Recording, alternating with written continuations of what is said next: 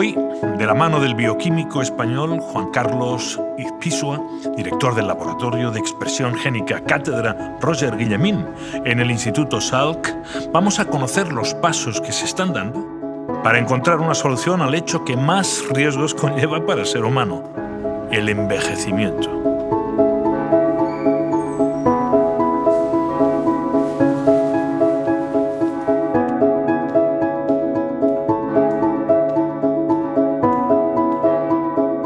Les invitamos a acompañarnos en nuestras conversaciones en Salamanca.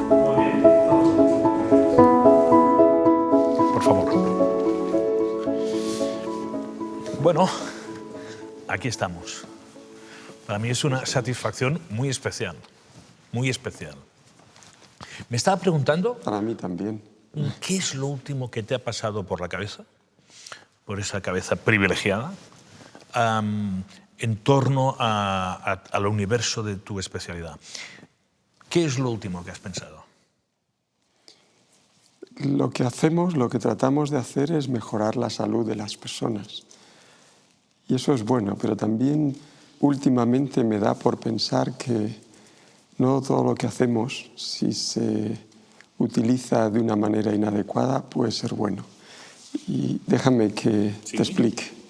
Yo creo que estamos en un momento de la evolución de la historia de la humanidad, del ser humano, realmente clave.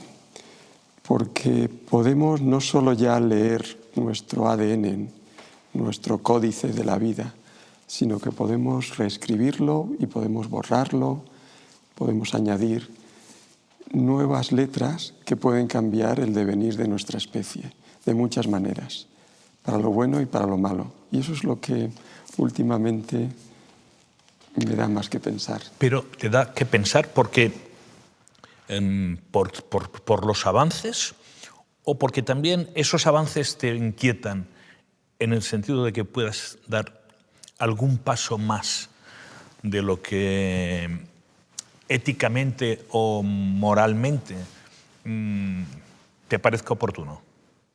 Es decir, hay la vieja expresión de la ciencia sin conciencia.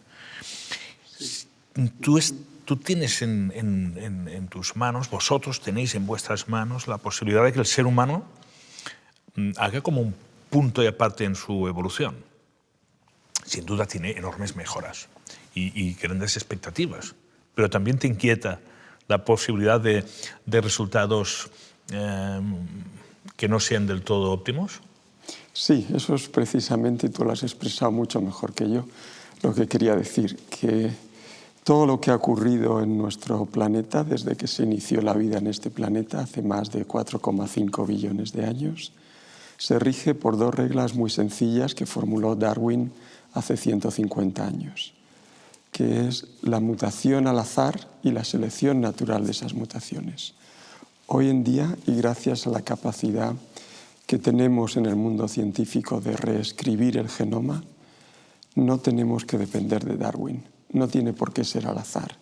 Podríamos cambiar nuestro genoma para aumentar nuestras capacidades físicas o intelectuales, no solo ya para curar una enfermedad devastadora, sino para otro tipo de acciones que pueden resultar claves para el futuro del hombre en nuestro planeta. Y eso es lo que me preocupa, el que la sociedad todavía lo desconoce, el que la sociedad todavía no sabe que tenemos una herramienta muy poderosa que puede cambiar el ser humano. Y tenemos que ser capaces de explicarlo, y nuestros gobernantes tienen que empezar ya a pensar sobre ello, porque esto es para hoy. Vamos a ver, la bomba atómica fue el fruto de una magnífica investigación científica, pero luego tuvo un uso indeseable, por así decirlo. No sé si estaríamos hablando de algo parecido, es decir, de algo que, bien utilizado, es magnífico, pero que abre puertas que no sé si todas te resultan óptimas o algunas muy inquietantes. Es decir, estos avances científicos en los que estás trabajando serán para una minoría que pueda pagarlos, por ejemplo, ¿Serán para el mundo occidental y nada más? Es decir, ¿habrá gente que pueda recambiar su código y estar en otro estadio biológico que el común de los mortales? Como todo avance, siempre que ocurre al principio, no es igual para todos y hay desigualdades. Y en general a favor de las clases más adineradas, de unos estatus sociales, mientras que los demás tardan más tiempo en beneficiarse de esos avances. Y eso creo que es connatural al avance y no lo podremos evitar. Pero en este caso ese avance puede ser tan grande que las desigualdades podrían incluso llegar a ser tan importantes que podríamos crear dos tipos de personas en nuestro planeta. O sea, lo que hizo la evolución, que fue en caminos Millones distintos, y millones de años. y había homínidos distintos, por vía natural, algunos desaparecieron ya, pues podría reabrirse, pero por la acción del propio ser humano. Sí. ¿Qué es? Vamos a hablar de ventajas, dejémonos de inquietudes. Sí. Vamos a hablar de ventajas. Es decir, ¿qué ofrece la investigación genética en la que andas trabajando cotidianamente? ¿Qué puede resolvernos? Muchas cosas. Todos sabemos que cuando envejecemos perdemos células que dejan de funcionar por accidentes, mutaciones que recibimos de nuestros padres, mutaciones debido a nuestra relación con el medio ambiente. Y hasta ahora muy poco podíamos hacer, simplemente sentarnos y decir qué mala suerte hemos tenido. Lo sabíamos, pero ¿y ahora? Ahora podemos cambiar a voluntad nuestro genoma e incluso nuestro epigenoma. El epigenoma, como sabes, viene del griego, por encima del genoma, y que básicamente es cómo nos relacionamos con nuestro medio ambiente. Pequeños cambios en nuestro epigenoma o incluso en el genoma podría hacer desaparecer las más de 10.000 enfermedades monogénicas que afectan hoy a la humanidad e incluso enfermedades... Espérate, estas que me has dicho, ¿cómo se hacen desaparecer? Es decir, ¿cómo lo conseguiréis? ¿Cuando nace la gente? ¿A partir de una edad? ¿Antes de nacer? Podemos hacerlo antes, sería prevenir la aparición de la enfermedad. Enfermedades mitocondriales de una pequeña estructura dentro de la célula. La mitocondria se requiere para energía. Niños que nacen... ¿En qué momento? ¿Cuando quedan embarazada una mujer? Podríamos hacerlo incluso antes de que quede embarazada, mediante la edición génica de los gametos, el femenino, el masculino. En embarazos in vitro. Embarazos in vitro. Se podría hacer inmediatamente después, durante ya el desarrollo embrionario. Pensemos, por ejemplo, en el síndrome de Down, que es una copia extra de un cromosoma, el cromosoma 21. Disponemos ya de tecnologías en cualquier hospital muy precisas para diagnosticar si un niño va a desarrollar síndrome de Down durante el embarazo. Esta es una línea de trabajo, por ejemplo, en la que estamos enfocando nuestra atención, es decir, que el niño nazca sin el síndrome de Down, independientemente que durante el embarazo se detectó esa posibilidad. Y finalmente, hacerlo en el estadio adulto, una vez que la enfermedad está presente. Ahí es un poquitín más difícil porque tenemos que corregir más células. Cuanto antes lo hagamos, menos células tenemos que corregir. ¿Respecto a qué enfermedades? En la edad... ¿Hablamos del cáncer?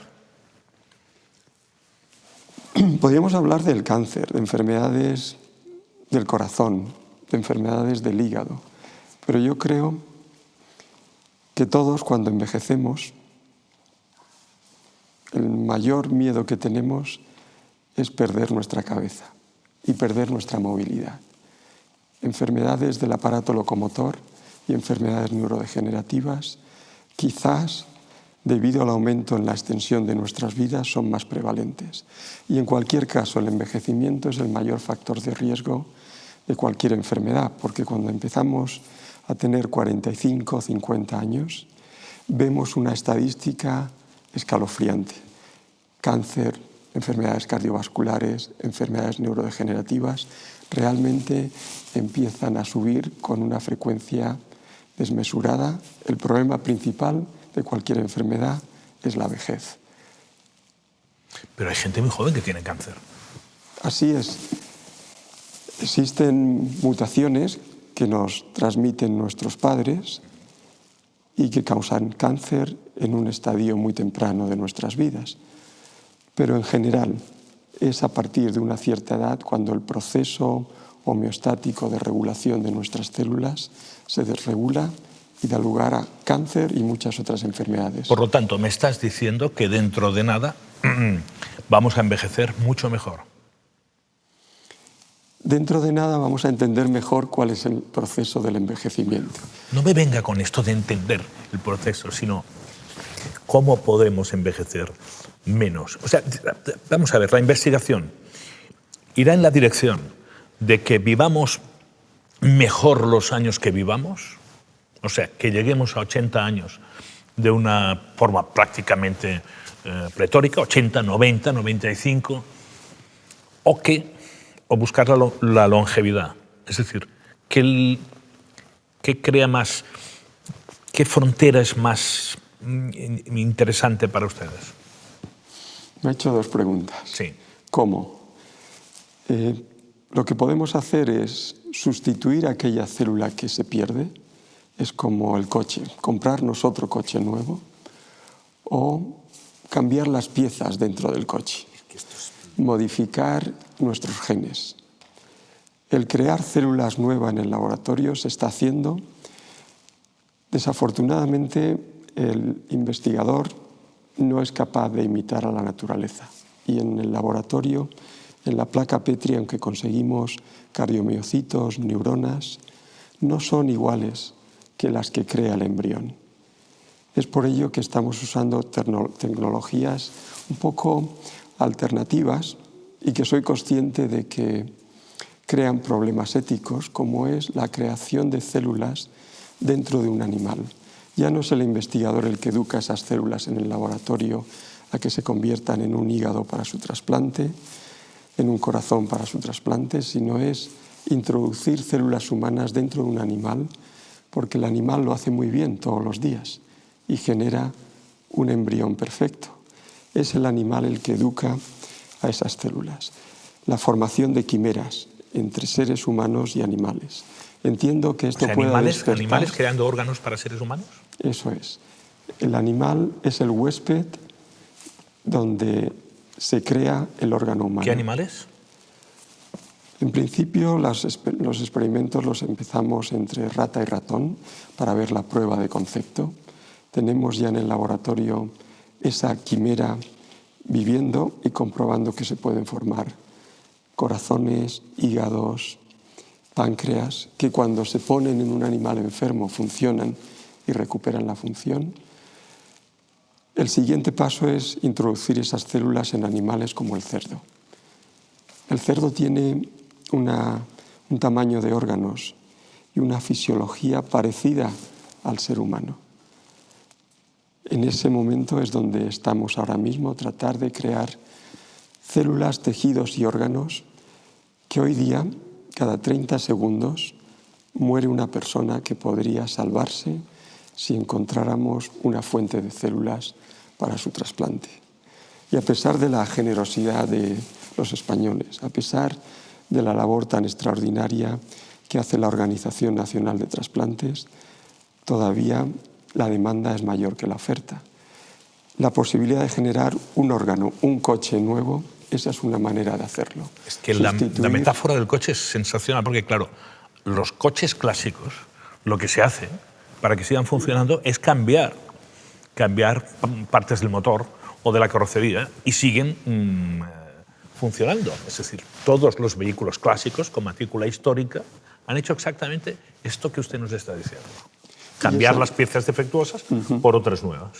Esa es precisamente la segunda parte, el tratar de cambiar nuestros genes, tratar de arreglar aquellos que están rotos, aquellos genes que nuestros padres nos lo dan ya rotos o que los rompemos nosotros por la manera que interaccionamos con el medio ambiente, tratar de arreglarlos y conseguir que enfermedades como, por ejemplo, la distrofia muscular, muchísimas enfermedades relacionadas con la visión, enfermedades cardiovasculares.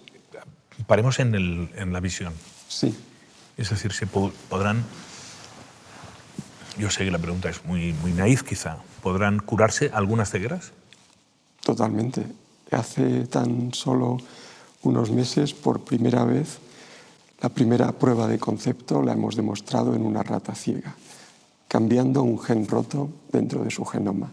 Y de hecho estamos ya en los primeros ensayos preclínicos con una enfermedad de la visión, la retinitis pigmentosa, en la cual poquito a poco empezamos a perder nuestra capacidad visual hasta que la visión es totalmente nula.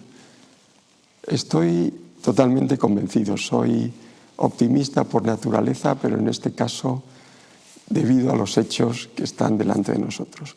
Podemos cambiar cualquier base de nuestro genoma, cualquier letra, y arreglar cualquier gen roto. Por lo tanto, cambiar el destino.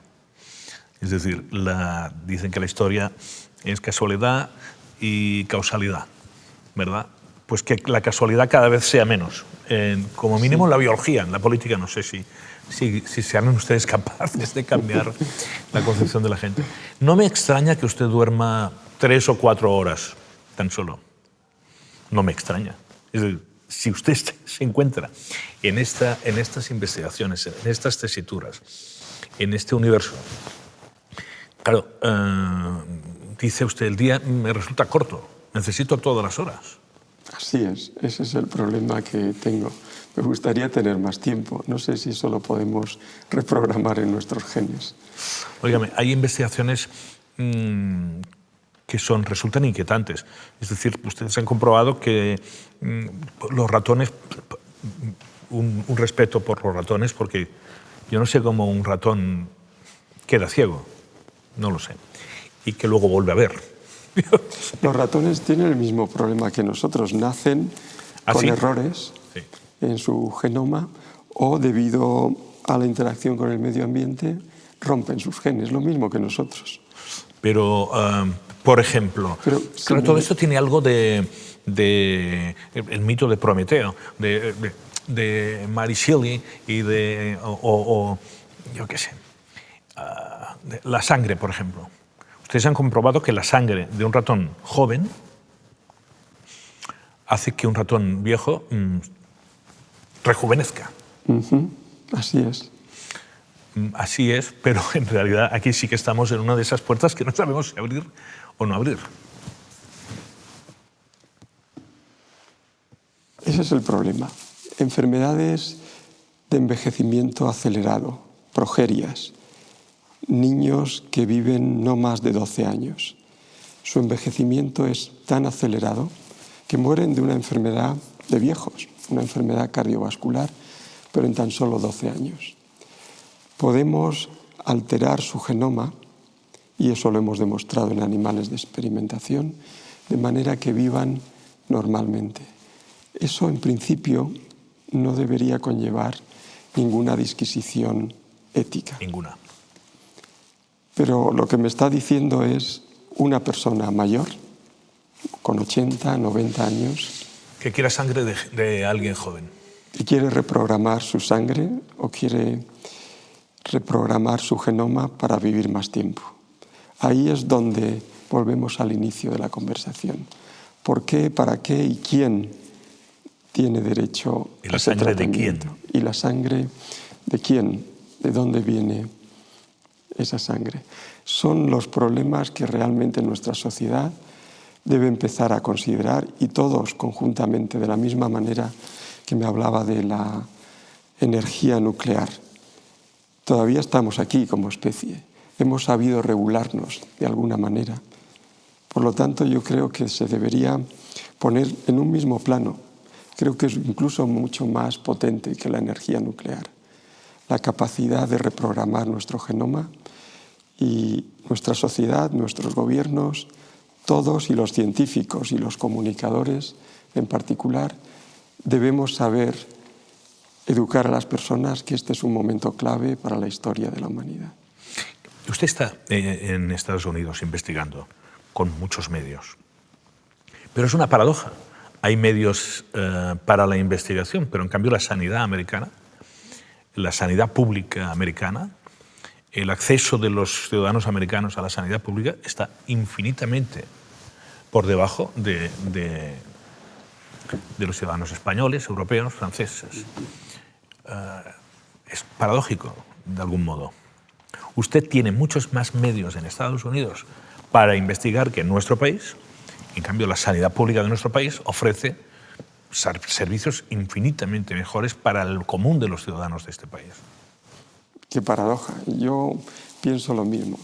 A veces, cuando vengo a España y escucho las quejas de los españoles hacia nuestro sistema sanitario, me asombro. En cambio, me asombro también la poca capacidad de entender o de desentenderse de la ciencia básica, porque la curación empieza por la ciencia básica. Es una paradoja. Así es.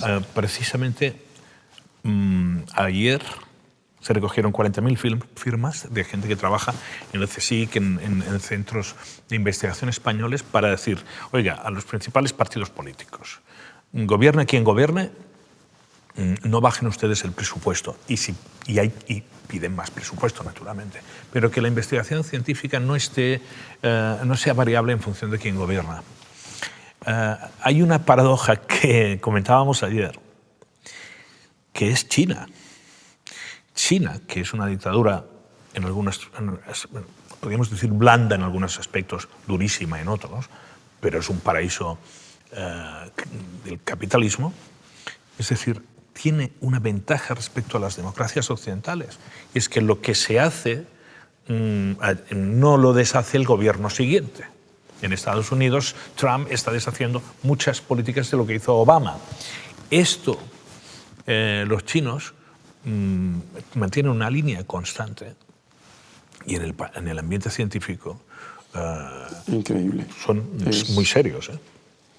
Con que nuestros gobernantes se dieran una vuelta un día de estos por China y vieran el interés genuino con que el gobierno chino está atrayendo de vuelta a todos los talentos chinos que una vez se formaron en Estados Unidos, y cómo está cambiando el panorama científico en China, seguro que ayudaría mucho. Estamos en un momento muy delicado en la investigación en nuestro país. Los últimos años han sido realmente muy negativos, y en el momento en que estamos hablando que precisamente podemos cambiar nuestro genoma y nuestro futuro, es necesario que los gobiernos, que las personas que nos administran en España se paren un minuto a escucharnos y pensar lo importante que puede ser para España, para la salud de los españoles, ya sabe usted dedicar un poco más de dinero a la investigación. Pasa que también es tradicional en España que inventen ellos.